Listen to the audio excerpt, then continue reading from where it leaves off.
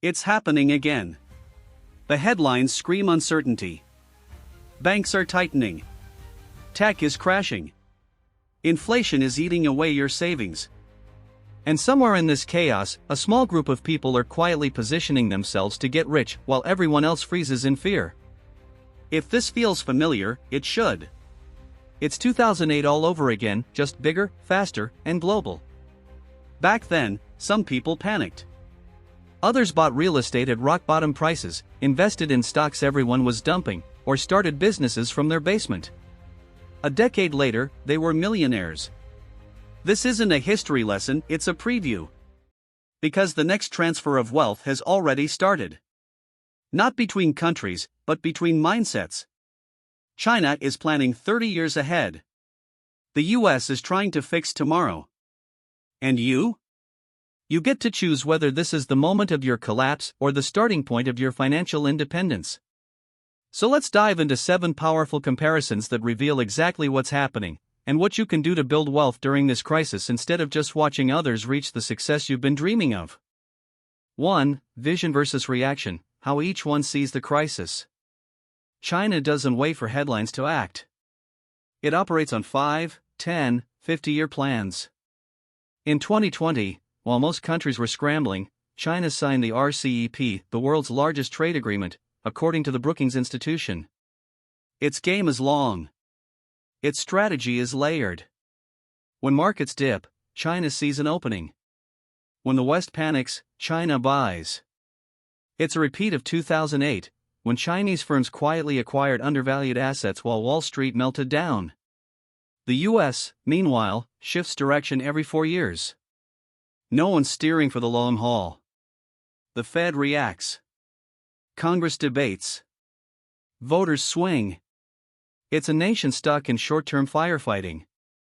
In 2008, the US bailed out banks, not citizens. The wealthy got richer through quantitative easing and asset inflation. The average American got a stimulus check and a foreclosure notice. You, right now, can choose a different path.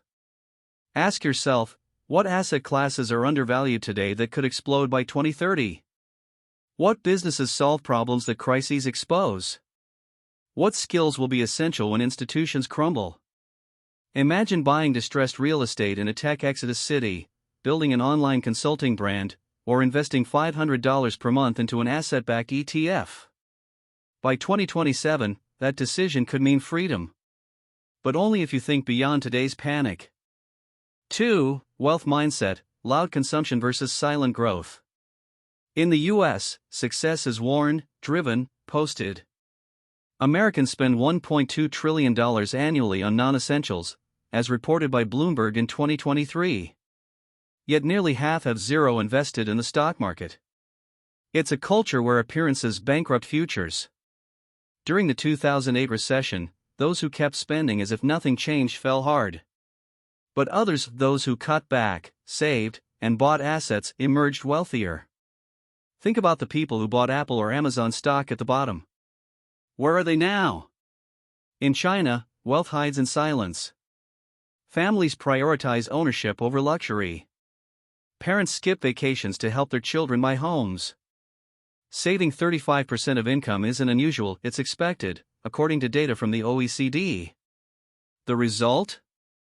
When crises hit, they have leverage. During COVID, Chinese middle-class families used their savings to buy undervalued stocks and invest in online businesses. The pandemic made them richer, not poorer. Now visualize this: you cut your lifestyle costs by 30% this year.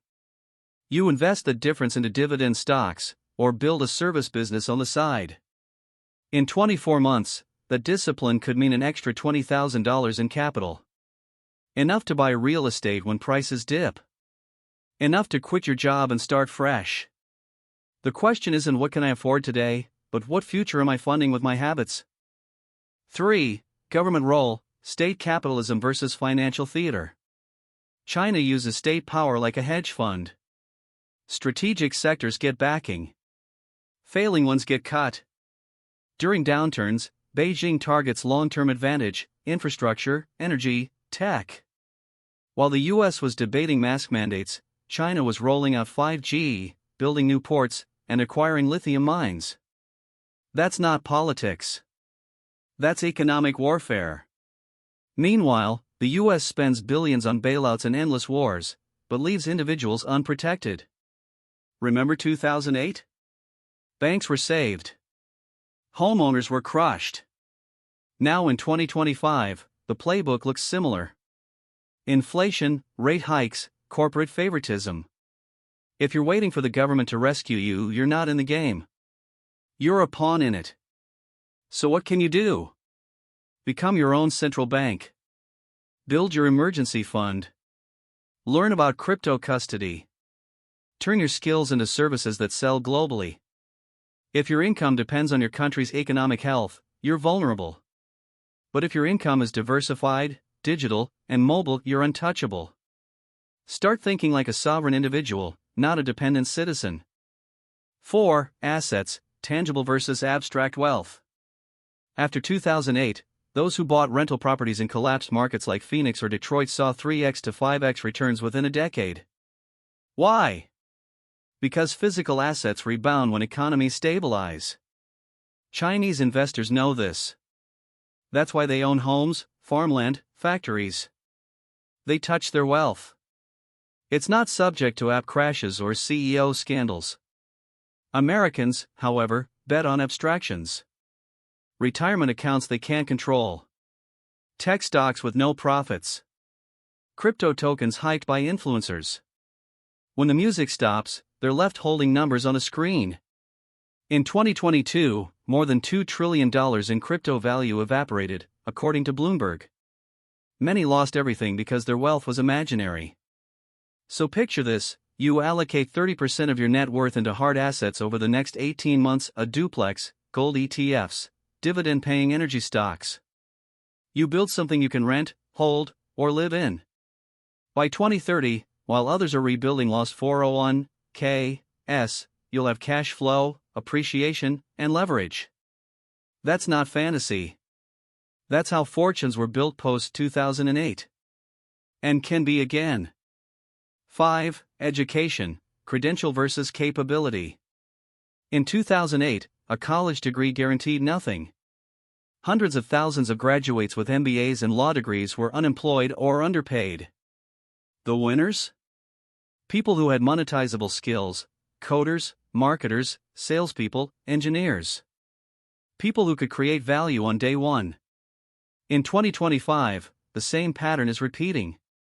But now the cost of a degree is even higher, and the return even lower. China understands this.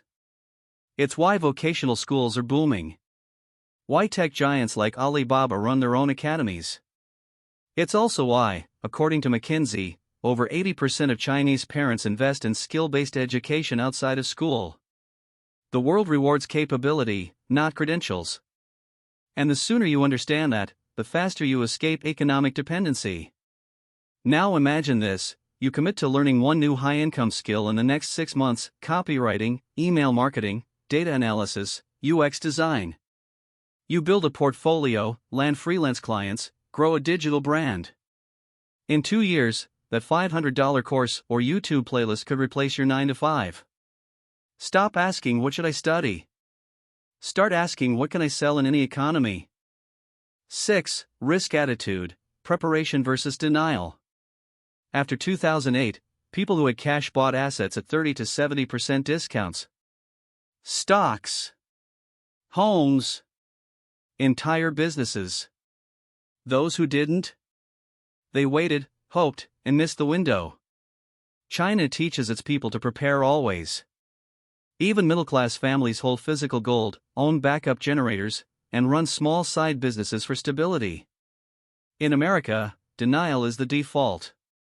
As reported by Lending Club in early 2024, 78% of workers are living paycheck to paycheck. We finance luxuries and ignore necessities. Emergencies are met with GoFundMe pages, not reserves. In 2025, with recession looming, that mindset isn't just dangerous, it's fatal to financial independence. So what do you do now? Imagine the system locks up tomorrow. No access to ATMs. Job gone. What keeps your family afloat? Build that now. A side hustle generating $500 per month. A 6-month reserve. Skills to trade. A laptop that runs your income. In 12 months, that preparation won't just save you, it'll position you to buy when everyone else is selling. Because panic rewards the ready. 7.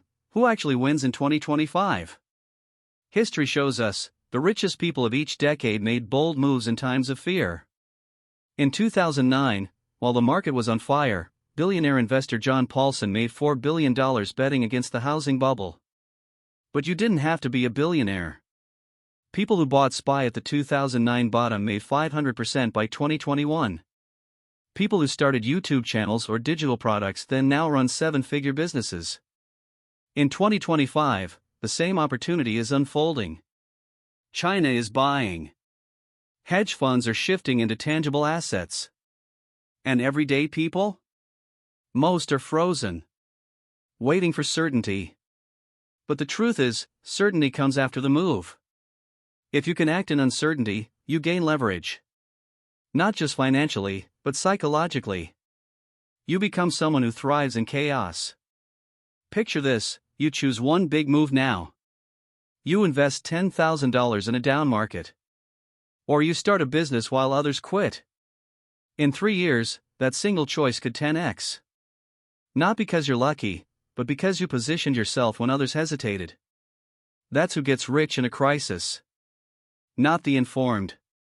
The activated. The next crisis won't be fair.